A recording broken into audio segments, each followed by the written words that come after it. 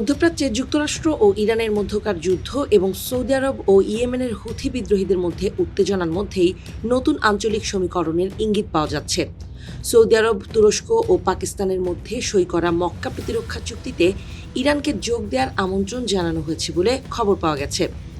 Lebanon ভিত্তিক সংবাদ মাধ্যম আল মায়াদিন প্রথম এই তথ্য প্রকাশ করে। পরে পাকিস্তানের সামা টিভিও জানায় তেহরান বিষয়টি বিবেচনা করছে। সৌদি আরব যুক্তরাষ্ট্রের অন্যতম মিত্র হওয়া সত্ত্বেও এই জোটে ইরানকে যোগ দেওয়ার আমন্ত্রণ জানানোর খবরে অবাক হচ্ছেন অনেকেই।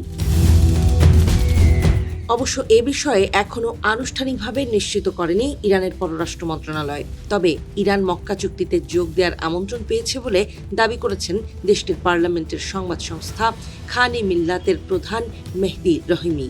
বিষয়টি বর্তমানে পর্যালোচনা করা হচ্ছে। রহিমির দাবি, মধ্যপ্রাচ্যের দেশগুলো এখন নিজেদের নিরাপত্তার জন্য একটি আঞ্চলিক সামরিক জোট গড়ে তোলার দিকে এগোচ্ছে। তিনি এটিকে ইরানের জন্য ইতিবাচক অগ্রগতি হিসেবে দেখছেন, কারণ তেহরান দীর্ঘদিন ধরেই বাইরের শক্তির পরিবর্তে আঞ্চলিক দেশগুলোর অংশগ্রহণে একটি নিরাপত্তা ব্যবস্থা গড়ে তোলার পক্ষে অবস্থান নিয়ে আসছে। তবে ইরানকে আমন্ত্রণ জানানোর বিষয়টি এখনও পুরোপুরি পরিষ্কার নয়। রহিমি জানাননি কোন দেশ ইরানকে এই আমন্ত্রণ জানিয়েছে।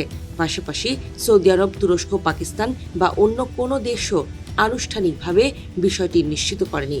গত 7 আগস্ট সৌদি যুবরাজ মোহাম্মদ বিন সালমান, তুরস্কের প্রেসিডেন্ট রিসেপ তাইপ এরদোয়ান এবং পাকিস্তানের প্রধানমন্ত্রী শাহবাজ শরীফ মক্কা প্রতিরক্ষা চুক্তিতে সই করেন। চুক্তিতে যুক্তরাষ্ট্রের নেতৃত্বাধীন নেটো কোটের মতো পারস্পরিক প্রতিরক্ষা ব্যবস্থার কথা রয়েছে, অর্থাৎ জোটভুক্ত কোনো একটি দেশের ওপর হামলা হলে সেটিকে সব সদস্যের ওপর হামলা হিসেবে বিবেচনা করার নীতি এতে রাখা হয়েছে। তবে চুক্তিটি নেটোর মতো কোনো সমন্বিত সামরিক কমান্ড প্রতিষ্ঠা করেনি। পাশাপাশি এতে নির্দিষ্ট সামরিক সহযোগিতার বাধ্যবাধকতাও তুলনামূলকভাবে সীমিত। এর আগে প্রকাশ্যে মিশরকে এই জোটে যুক্ত করার আগ্রহ প্রকাশ করেছে তুরস্ক। অন্যদিকে পাকিস্তান জানিয়েছে তারা এই প্রতিরক্ষা জোটকে কোনোভাবেই একটি একচেটিয়া ক্লাব হিসেবে দেখতে চায় না। শুরু থেকেই নতুন এই জোটের বিষয়ে সতর্ক অবস্থান নিয়েছে ইরান, কারণ ইরান এমন একটি আঞ্চলিক নিরাপত্তা কাঠামো চায় যেখানে যুক্তরাষ্ট্রের কোনো প্রভাব থাকবে না। গত 10 আগস্ট ইরানের পররাষ্ট্র মন্ত্রণালয়ের মুখপাত্র ইসমাইল বাঘাইও বলেছিলেন, নতুন এই জোট গঠনে তেহরানের উদ্বিগ্ন হওয়ার কোনো কারণ নেই। তবে ইরানকে এই জোটে যুক্ত করার সম্ভাবনা তৈরি হলে সবচেয়ে বড় প্রশ্ন উঠবে ইয়েমেন ও দেশটির বিদ্রোহীদের ভূমিকা নিয়ে।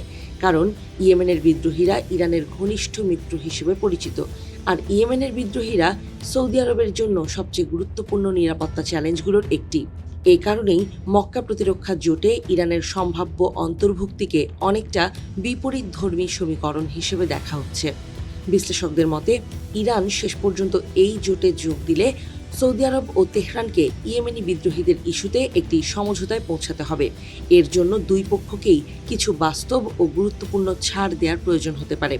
ফলে মক্কা প্রতিরক্ষা চুক্তিতে ইরানের সম্ভাব্য যোগদান শুধু একটি সামরিক জোট সম্প্রসারণের বিষয় নয়, এটি এখন সৌদি আরব ইরান সম্পর্ক, সৌদি ও ইয়েমেনি বিদ্রোহীদের সম্পর্কের উন্নতি হয় কিনা সেটির ওপরও নির্ভর করছে বলে মনে করা হচ্ছে।